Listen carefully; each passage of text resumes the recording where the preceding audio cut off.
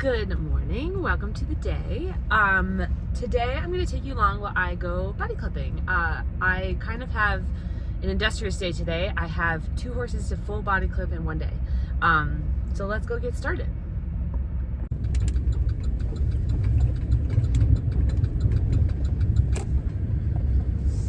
Hi ponies!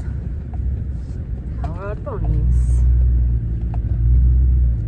Oh, quail. Sorry, pheasant.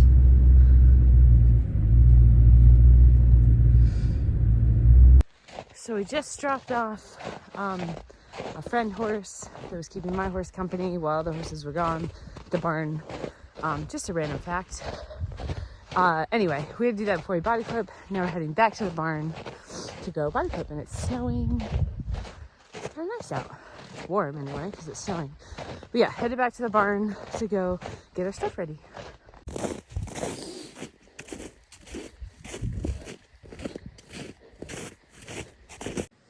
So here are all our supplies that we have for clipping. We have a bunch of clippers because this owner is just super awesome and she has a lot of her own stuff. So this box is my stuff. Extension cord, compressed air, because that is the key to cleaning your clippers after body clipping.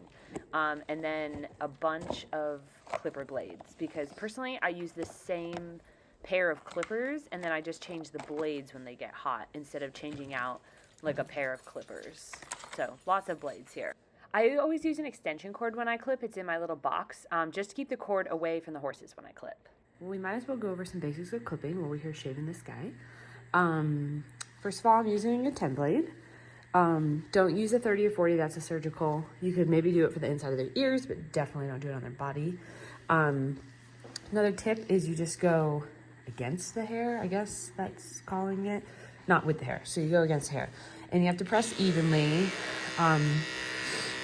And that is the best way to not leave lines. I also find making short little cuts instead of like big long ones makes it better for not leaving lines as well. He's getting a full body clip, so we're gonna do his whole body. I braided his little forelock because he has great hair and I would hate to accidentally shave it off. Random product review. Sorry, there's like hair on my face, but these Bravura lithium clippers, they're wireless. These are awesome. I've never used them before. My client had them and she was like, have at them.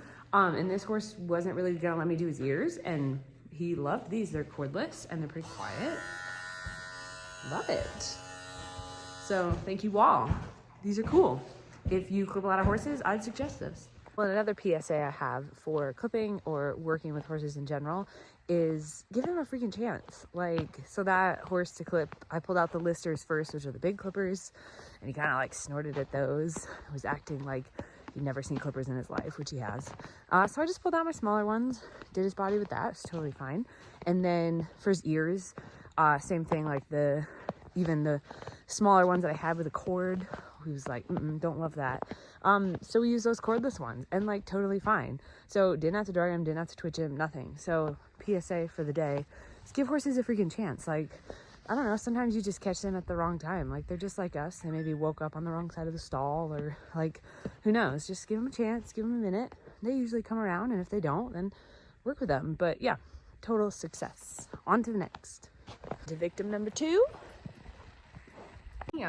I kind of actually do like to start with the head if I know the horse. I know this horse, I've clipped him a few times. I'll start on the shoulder for one that I don't know, just to make sure they're like comfortable with me in the clippers. But if I know the horse, I like to get the details out of the way and deal with the head before like they're mad, I'm mad, everybody's hot and itchy or cold and itchy or whatever. So I actually start with the head a lot of times. We are done, woohoo. I didn't show you that guy finished because I'm covered in hair and I just want to go home, so I put him away so that he could eat his dinner. But I did want to show you the best way to clean up your clippers after to make them last forever. This stuff, air, compact air, whatever it is, compressed air, to clean your blades when you're done. Because you should always clean your blades. Do not put them away dirty. That is how they end up like rusty and nasty the next time you use them. So I'm gonna try to show you how to do this without holding my phone. But so you have your blade, compressed air, and first of all, actually brush out the braid. So that is helpful. But then this will get the hair out of all of those cracks that you can't get with a brush. And that's honestly the hair that's gonna make your clippers rusty. Sorry, you can't really see.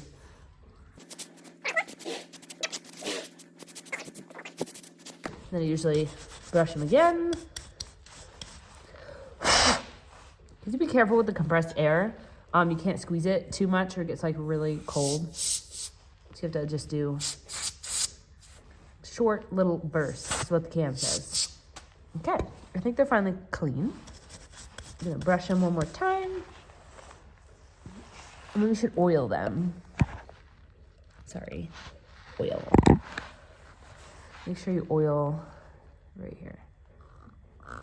That way when they're sitting there in their carton until you use them next time, they're not getting dry. They want to be oiled. So this may be silly, but I think it helps if you store them in something. So I just put them back like in their little container. And then I have a separate container for them. I just think it helps the blades not like touch stuff and get dull when you're not using them. And snowing. There you go, that's Montana.